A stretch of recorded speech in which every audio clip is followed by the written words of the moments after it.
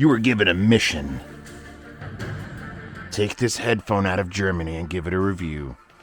Sans any box or anything. Hello, I'm Zeos Pantera. Welcome to Z Reviews. You can check me out for IMs on Inner Fetish. And don't forget Patreon and Subscribe Star. And oh, wait, I apologize. Echo, turn on review time. Purple has now arrived. So these are, and I got to read the name somewhere else that ain't on it, the HW600. And it's interesting that they call them the HW600 because they kind of remind me a little, just this much. They remind me of the HD600s, the Sennheiser, in the fact that these are a neutral tuning that I actually love. It's not one of those like, oh, boring. Sure, 1540, boring. I only bought them because they're one of the nicest built, most comfortable headphones on earth. They use 1540 pads because they're the Shure 1540s. Now, these, $1,100, at least they are right now.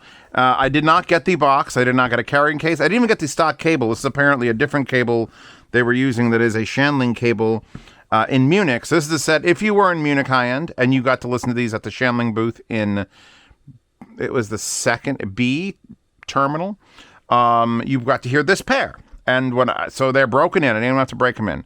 And they were like, hey, we don't want to bring these back to China and then ship them from China to America because things are happening. So would you like to take them? And I crammed them in my bag, and here we are. Wallpaper in the wallpaper hoard. So they're interesting in the fact that they're a planar headphone. And it's just, you have to peel off the... I hate it. Ooh. It's actually got a pretty small opening considering the size of this. Because you look at it and you go, that's going to be it's going to be that size. And you turn around, it's like, nope, little tiny thing. Little tiny thing.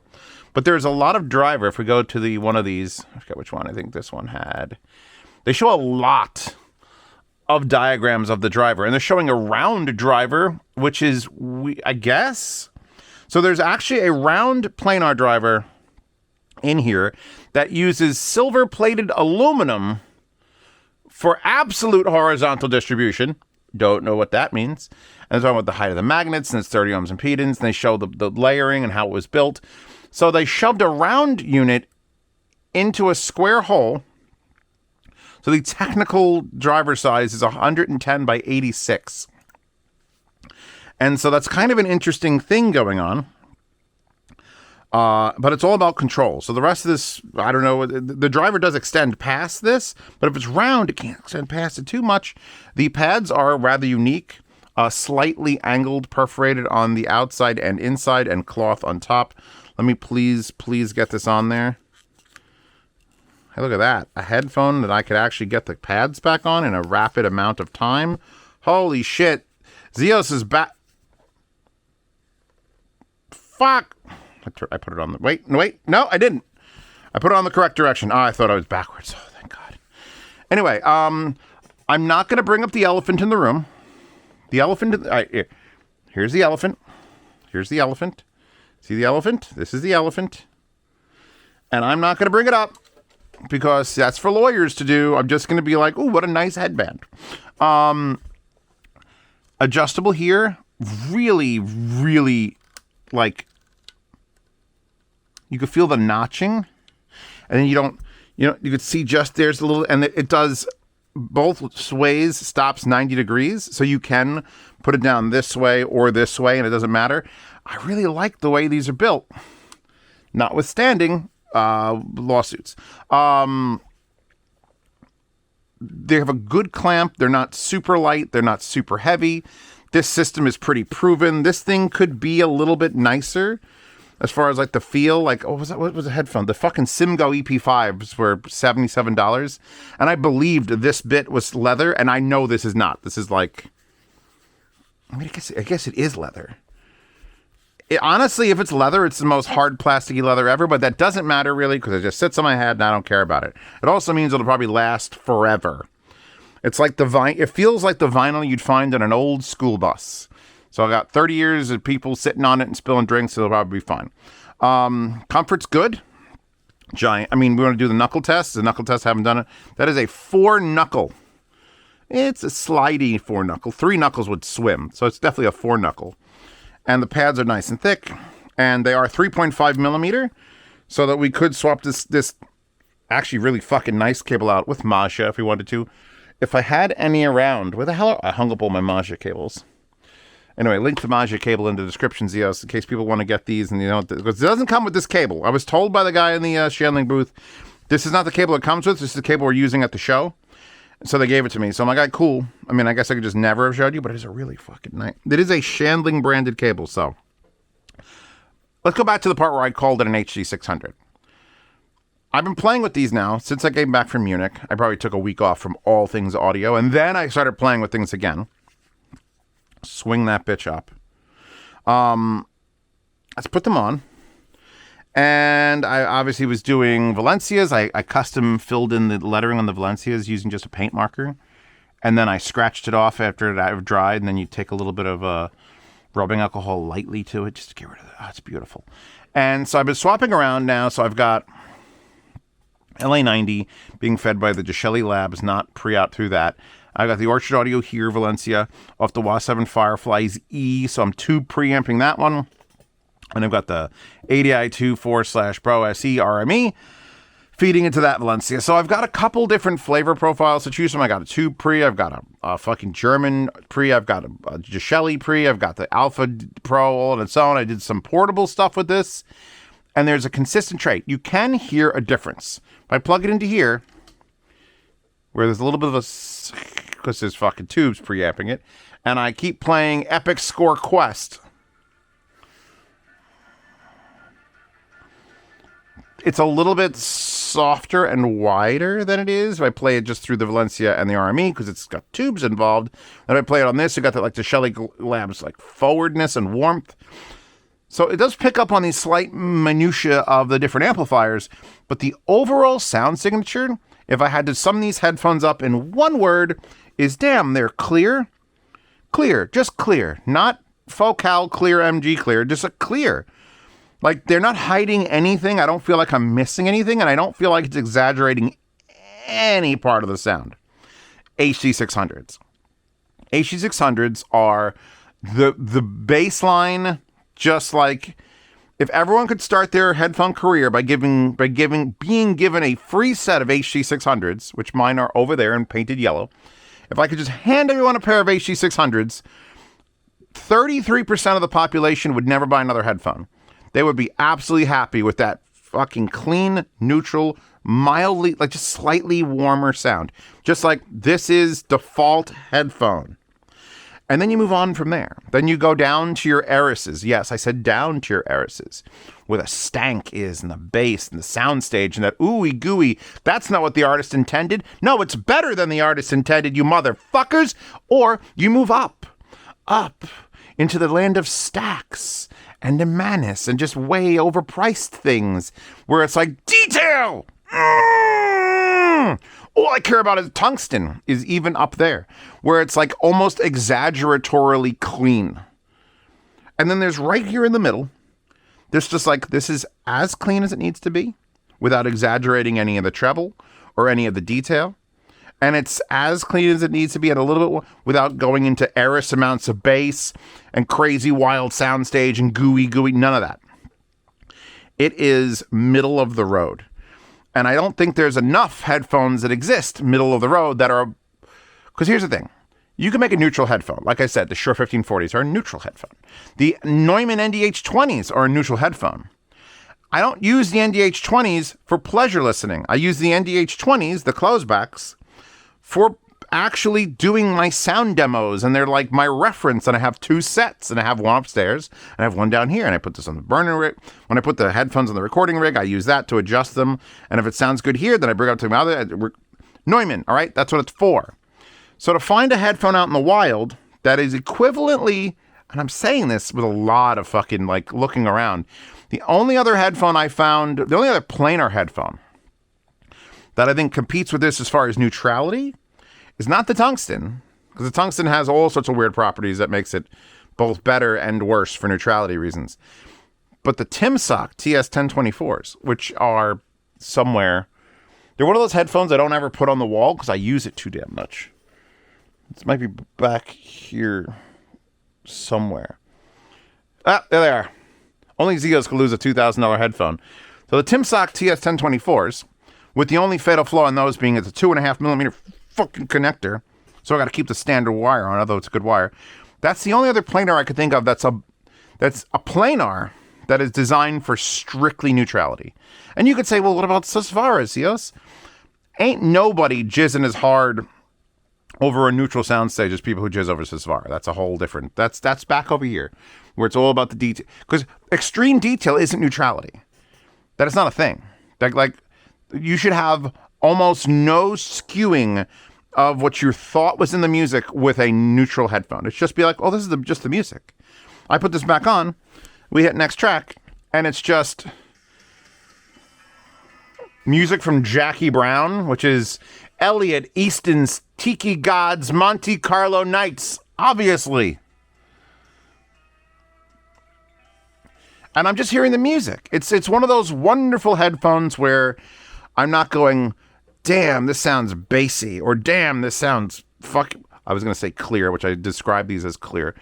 I guess instead of the word clear, let's go back. Honest. These are honest headphones. They sound honest. They don't sound like they're trying to suck anyone's dick and make their music sound better. And they're not making my good songs sound worse. They're not making my bad songs sound better. They're just honest. HD600s are honest headphones. They tell it like it is. And while you can throw them on a tube amp and get them to make it a little bit bigger, warmer, softer than it is, end of the day, you plug them into a standard solid-state amplifier, they're going to give you the exact same feel, and you're going to know how the music is. Because remember, this is all about music, this channel. Every channel about headphones and audio equipment, end of the day, should be about music.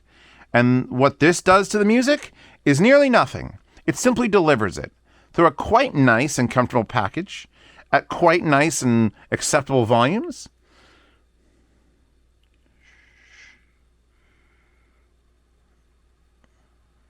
It's a very full neutral. So even though they have this huge cup and then these small holes, what squeezes through those holes is absolute. It's 100% of the music. You're not missing any part of it. It's not being exact. I would feel remiss to throw a fucking tone control on these because it's fine. Just leave it alone. If you don't like these headphones, pretty much you don't like your music. That's the hardest nut, I think, for any audiophile to live with. Because there was a good point when I was starting my career, when I moved to the old apartment. So I've been doing reviews for 2 years. I hadn't done everything. And I started realizing, oh, I hate my music. It's a thing that's going to happen. It's going to happen to you. This would be a headphone that lets you know if you hate your music or not. Because Meze headphones, older ones at least, not the newest batch is a little bit weirder, but older Mezes, all your music, no matter what your fucking taste was, sounded amazing. And there are headphones and companies that is their fucking job, is to make your music better than it is because you should be happy. And I am not saying that's a bad thing. That is not, the companies, they're fucking it up. No. Sometimes you just need your shit to be great. And shut the fuck up and let me listen to my goddamn music. But then there's the other side of the coin, where it's headphones that are a little bit too digging deep into shit. And you're like, now I can only listen to about 19% of my playlist because everything else is garbage. And then there's headphones like this. There's headphones like the Shanling, which your playlist is probably 30% garbage. My playlist is 30% garbage. I know this. I'm an aware audiophile. Become an aware audiophile.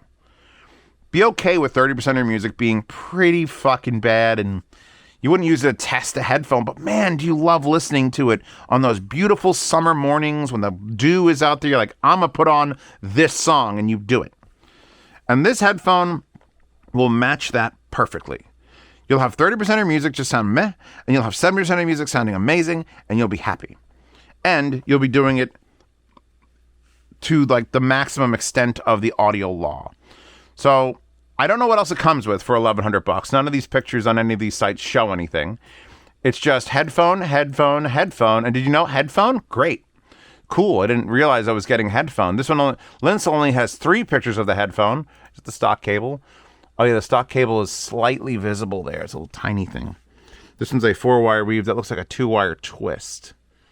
I'm sure it'll be fine.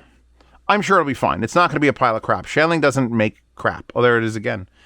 Do we have any pictures of boxes, or is it still just insides of drivers? Yeah, the wire's fine. If that's the wire is fine. Obviously, this is going to be an upgradable cable. Probably something in the range of $200 or $300. This is a beastly cable, my God. That 8-wire weave, that 4-wire weave with 8 wires is pretty fucking nice. So, yeah, I'm going to give these a full reco for anyone who's...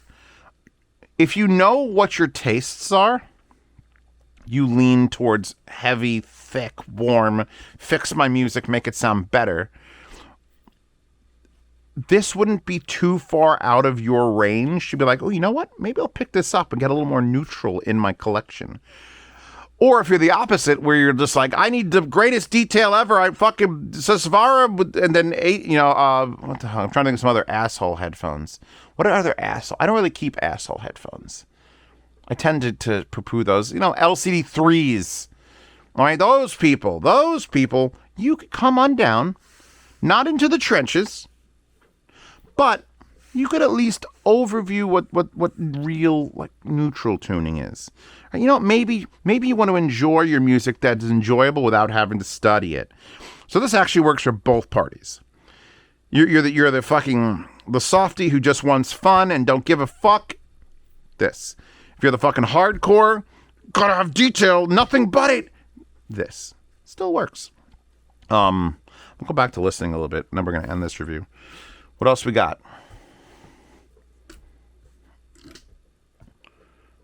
Yeah, I could tell when I'm coming off the tube pre and going straight to the RME, which is remarkably warm for a $2,500 German preamp.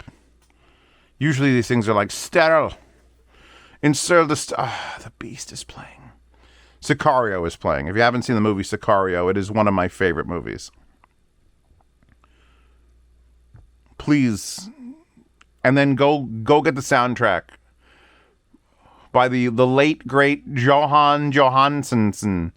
There's so many N's and S's. 2 N's and 2 S's in a row? That doesn't happen. I'm so pissed he died. I've never been really that angry about the death of like a composer, but I had only heard like 3 of his things. I'm like, these are great, and then he passed away.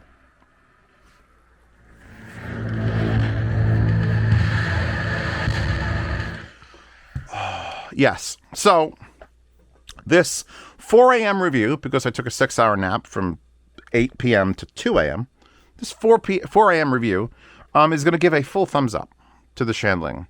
Is it EW? I don't... No, it's HW. If it was the EW, it'd be the EU600. So who 600? Hardware, high wire, heavyweight. The heavyweight 600s. I like it. I can dig it. I like the patterning on the back. I actually like it in black. Usually I'm a pretty boring looking headphone, but there's other things that probably are fine. By the way, your L&R indicators are on the outside.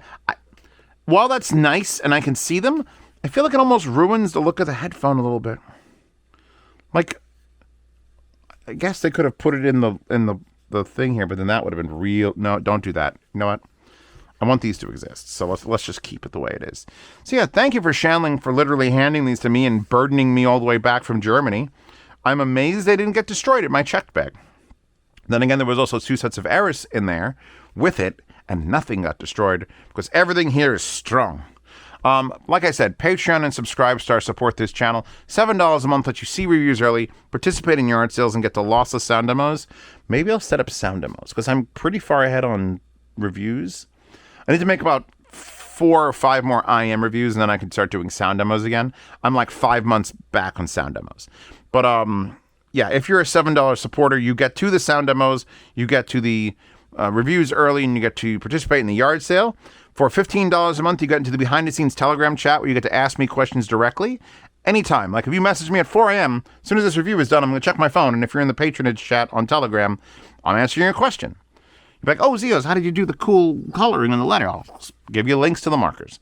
And then show you the method. And then my fucking finger's purple. You see that? It's purple because I scratched it off. Cats are running upstairs. So yeah. And you also get to do a lifetime swap meet channel. If you're in the $15 a month patronage chat, you get into a lifetime swap meet channel to buy, sell, and trade gear. So if you wanted to sell some of your stanky, girly stuff or your manly fucking Sharpie shit and get this instead, you could do that for life because I don't feel like kicking anyone out if I leave. So wallpaper in the wallpaper horde. That's a hell of a wallpaper. Just want to point that out. I just added that. I'm like, I just put it on temporarily and now it's on permanently. So there you go. The Shanling, that's the least neutral wallpaper. Can we agree? Great. Because I just used it anyway. But yeah, I'm done. You're done. We're done. Mouse pads are on Reddit. And I will see you all in the next one.